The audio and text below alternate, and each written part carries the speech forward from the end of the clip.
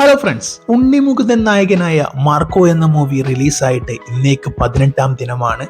18 ദിവസങ്ങൾ പിന്നിടുമ്പോൾ മികച്ച അഭിപ്രായം ഇപ്പോഴും ചിത്രത്തിന് ലഭിക്കുന്നുണ്ട് എന്ന് തന്നെയാണ് ഇതിന്റെ ഏറ്റവും വലിയ പ്രത്യേകത.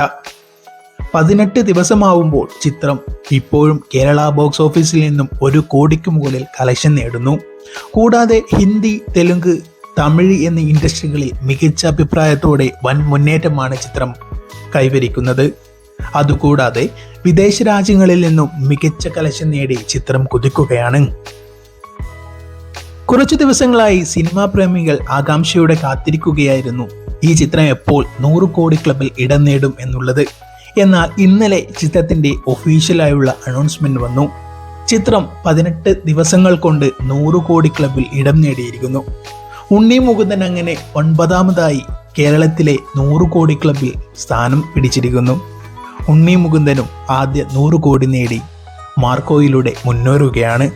ഈ ചിത്രം എത്ര വരെ നേടുമെന്ന് നമുക്ക് കാത്തിരുന്ന് കാണാം. മലയാളം ഇൻഡസ്ട്രിയേക്കാൾ മികച്ച പ്രേക്ഷക പിന്തുണയാണ് ഹിന്ദിയിൽ ഈ ചിത്രത്തിന് ലഭിക്കുന്നത്.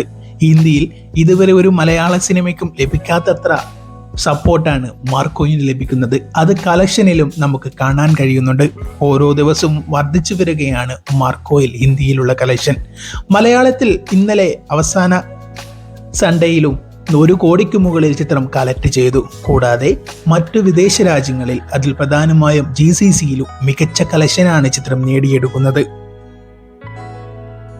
അങ്ങനെ ആദ്യ 100 കോടി ക്ലബിൽ ഇടം നേടിയ ഉണ്ണി മുകുന്ദനെ നമുക്കൊരു ബിഗ് സല്യൂട്ട് നൽകാം. കൂടാതെ ഇതിന്റെ പ്രൊഡക്ഷൻ സൈഡിനും പ്രൊഡക്ഷൻ അത്രമാത്രം ക്വാളിറ്റിയോടെയാണ് നിർവഹിച്ചത്. അത് തന്നെയാണ് ഈ ചിത്രത്തിന്റെ വിജയത്തിന് പിന്നിലെ രഹസ്യവും. നിങ്ങൾ ഈ ചിത്രം കണ്ടവരാണെങ്കിൽ നിങ്ങളുടെ അഭിപ്രായം കമന്റ് ബോക്സ് രേഖപ്പെടുത്താനും, ചാനൽ ആദ്യമായി കാണുന്നവരാണെങ്കിൽ നിങ്ങൾ സപ്പോർട്ട് ചെയ്യാനും മറക്കരുത്. ഇപ്പോൾ തന്നെ ആ സബ്സ്ക്രൈബ് ബട്ടൺ പ്രസ് ചെയ്യൂ.